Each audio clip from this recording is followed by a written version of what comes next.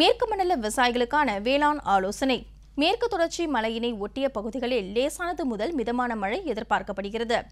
மேற்கு மண்டலத்தின் அனைத்து மாவட்டங்களிலும் அடுத்து வரும் 5 நாட்களுக்கு லேசான மழையுடன் மணிக்கு 8 முதல் 26 கிலோமீட்டர் வரை காற்றும் எதிர்பார்க்கப்படுகிறது. எனவே சரிவிற்கு கொடுக்காக வாய்க்கால் எடுப்பதினால் வழிந்தோடும் மழைநீரின் வேகம் மற்றும் மண் அரிப்பினை குறைக்கலாம். நிலவும் வானிலையினை பயன்படுத்தி களை எடுத்தல், உரமிடல், மருந்து தெளித்தல் போன்ற பயிர் மேலாண்மை நடவடிக்கைகளை மேற்கொள்ளலாம். மண் ஈரத்தினை பொறுத்து நீர்ப்பாசனம் செய்ய வேண்டும்.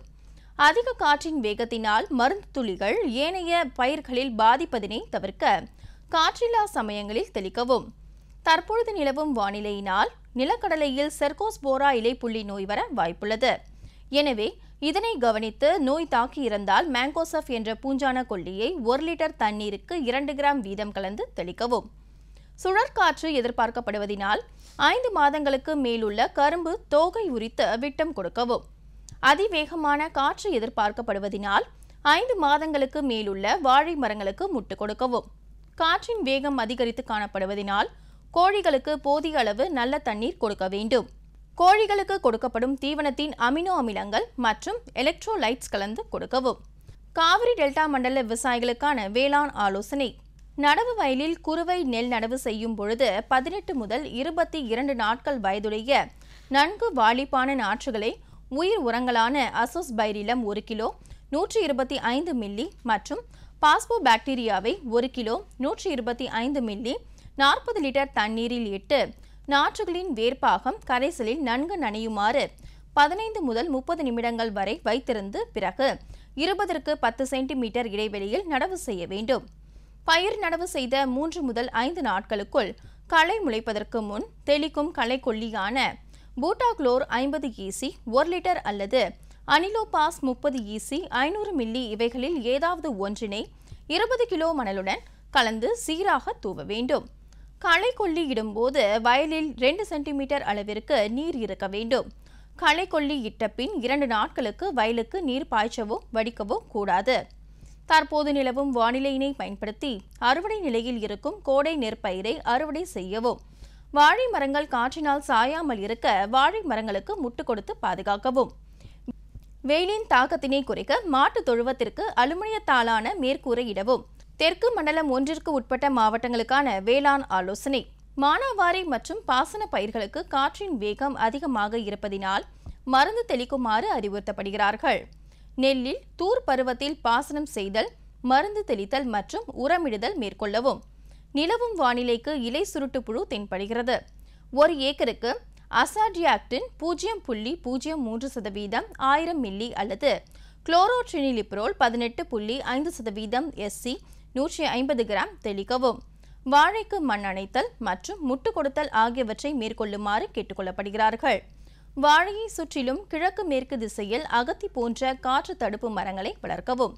இதனால் அதிக காற்று மழையினால் வாழை சேதமடைவதை தவிர்க்கலாம். தற்போதைய வானிலையில் தென்னையில் குறும்பை கொட்டுதல் அதிகமாக தென்படுகிறது. இதனை கட்டுப்படுத்த 1 வருடத்திற்கு 2 பாக்கெட் 200 மில்லி TNAU தென்னை டானிக்கினை 6 மாத இடைவெளியில் வேர் மூலம் கொடுக்குமாறு விவசாயிகள் கேட்டுக்கொள்ளப்படுகிறார்கள். தெற்கு மண்டலம் 2ற்கு உட்பட்ட மாவட்டங்களுக்கான வேளாண் ஆலோசனை. கத்திரி பயிரில் அசுவினி மற்றும் வெள்ளை ஈக்கள் போன்ற சாறு உறிஞ்சும் பூச்சிகளின் நடமாட்டம் காணப்படுகிறது. இவற்றை கட்டுப்படுத்த 10 லிட்டர் தண்ணீருக்கு 50 மில்லி வேப்ப எண்ணெய், 50 கிராம் சூடோமோனாஸ், 10 மில்லி ஒட்டும் பசை ஆகியவற்றை நன்கு கலந்து 10 நாட்கள் இடைவெளியில் 2 முறை தெளிக்கவும். மேலும் 1 ஏக்கருக்கு 10 மஞ்சள் நிற ஒட்டும் பசை அட்டை மற்றும் 5 ஊதா நிற ஒட்டும் பசை அட்டை பொறி என்ற எண்ணிக்கையில் கட்டிவிடவும். வெங்காய பயிரில் இலைப்பேன் தாக்குதல் பரவலாக தென்படுகிறது. இதன் தாக்குதலால் வெங்காயத்தின் இலை முழுவதும் வெண்திட்டுகள் காணப்படும். கடுமையாக தாக்கப்பட்ட இலைகள் நுனியிலிருந்து காய தொடங்கும். வயலை சுத்தமாக வைத்திருத்தல் மற்றும் சீரான இடைவெளியில் களை எடுப்பதன் மூலமாக இலைப்பேன்களை கட்டுப்படுத்தலாம். இந்த வகையான பூச்சி தாக்கப்பட்ட வயல்களை வெள்ள பாசன முறையில் நீர்ப்பாசனம் செய்து இலைப்பேன்களின் நடமாட்டத்தை குறைக்கலாம். எள் பயிரில் குருத்து இலை பிணைக்கும் புழு தாக்குதல் பரவலாக தென்படுகிறது. இவற்றின் இளம் புழு இலையை பின்னி பிணைத்துக் கொண்டு அதனுள் இருந்து இலைகளையும் இளம் குருத்துகளையும் உண்டு சேதப்படுத்தும். வளர்ச்சியடைந்த புழுக்கள் மொக்கு மற்றும் காய்களை துளைத்து சென்று சேதப்படுத்தும். இதனை கட்டுப்படுத்த 10 லிட்டர் தண்ணீருக்கு 40 மில்லி என்ற அளவில் வேப்ப எண்ணெய் மற்றும் 10 மில்லி ஒட்டும் பசை கலந்து தெளிக்க வேண்டும். நிலக்கடலை பயிரில் பூவை தக்க வைத்தல் மற்றும் நெற்று நிரப்புதல் தன்மையை அதிகரிக்க கடலை விதை விதைத்த 35ஆம் நாள் மற்றும் 45ஆம் நாள் 1 ஹெக்டருக்கு 5 கிலோ நிலக்கடலை ரிச்சினை 500 லிட்டர் தண்ணீரில் கலந்து 2 தெளிப்பாக தெளிக்க வேண்டும். மலை பிரதேச மண்டல விவசாயிகளுக்கான வேளாண் ஆலோசனை. பூண்டு பயிரில் ஃபுசேரியம் அழுகல் நோயினை கட்டுப்படுத்த 1 லிட்டர் தண்ணீரில் கார்பெண்டசம் 1 கிராம் அல்லது காப்பர் ஆக்சிக்ளோரைடு 2.5 கிராம் என்ற அளவில் மழை இல்லாத நேரங்களில் மண்ணில் ஊற்ற வேண்டும். குறுமிளகு வாடல் நோயினை கட்டுப்படுத்த ஒரு செடிக்கு ட்ரைகோடெர்மா அஸ்பெரலம் அல்லது பேசிலஸ் சப்டிலஸ் 25 கிராம் மற்றும் வேப்பம் பின்னாக்கு 500 கிராம் மழை இல்லாத நேரங்களில் இட வேண்டும். கேரட் பயிரில் துரு ஈ மேலாண்மையை மேற்கொள்ள விதைத்த 45 - 50 நாட்களில் 1 ஏக்கருக்கு 4 கிலோ குளோரான்ட்ரினிலிப்ரோல் என்ற குருணை மருந்துகளை மழை இல்லாத நேரங்களில் மண்ணில் இட வேண்டும். மின்னல் மற்றும் இடியுடன் கூடிய மழையிலிருந்து கால்நடைகளை பாதுகாக்க வெளியில் மேய அனுமதிக்காதீர்கள். மின் கம்பங்கள் மற்றும் மரங்களுக்கு அடியில் கால்நடைகளை கட்ட வேண்டாம். உள்ளூர் கால்நடை மருத்துவருடன் கலந்தாலோசித்து கால்நடைகளுக்கு பருவகால நோய்களுக்கு எதிராக தடுப்பூசி போடவும். வடமேற்கு மண்டல விவசாயிகளுக்கான வேளாண் ஆலோசனை. தற்போது நிலவி வரும் தட்பவெப்ப சூழ்நிலையில் மரவள்ளியில் செம்பேன் தாக்குதல் தென்படுகிறது. இதனை கட்டுப்படுத்த இலைவழி தெளிப்பாக ப்ராப்பர் கிட் என்ற ரசாயன பூச்சிக்கொல்லி மருந்தினை 1 லிட்டர் தண்ணீருக்கு 1.5 மில்லி வீதமும் ஒட்டும் திரவம் 1 மில்லியையும் கலந்து தெளிக்கவும். தென்னை விவசாயிகள் தற்போது மழை பெய்துள்ளதால் தென்னை மரம் ஒன்றிற்கு 1.25 கிலோ யூரியா, 2 கிலோ சூப்பர் மற்றும் 2 கிலோ பொட்டாஷ் வைக்குமாறு அறிவுறுத்தப்படுகிறார்கள்.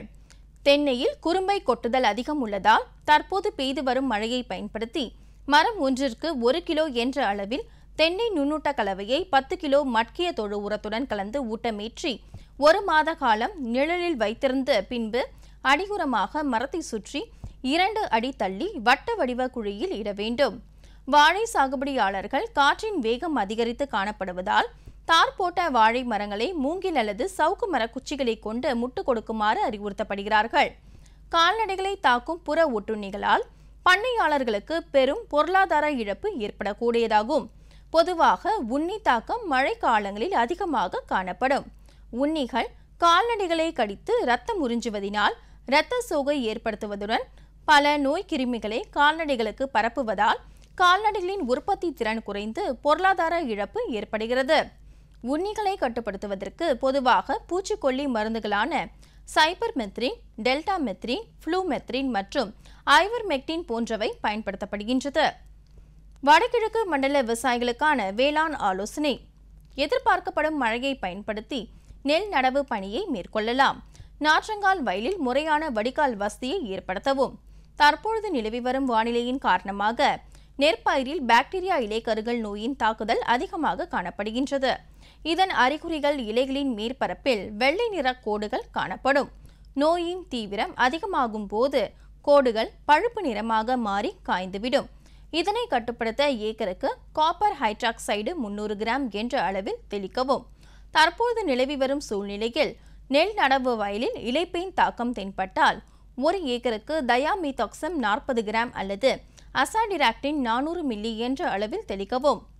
தென்னையில் சுருள் வெள்ளை ஈக்களின் நடமாட்டத்தை கட்டுப்படுத்த மஞ்சள் நிற ஒட்டும் பொறிகள் நீளம் 5 அடி, அகலம் 1.5 அடி, ஏக்கருக்கு 8 வீதம் 6 அடி உயரத்தில் வைக்க வேண்டும். பசை தடவிய மஞ்சள் நிற பாலித்தீன் தாள்களை மரத்தை சுற்றி கட்டி முதிர்ந்த ஈக்களை கவர்ந்து அழிக்கலாம்.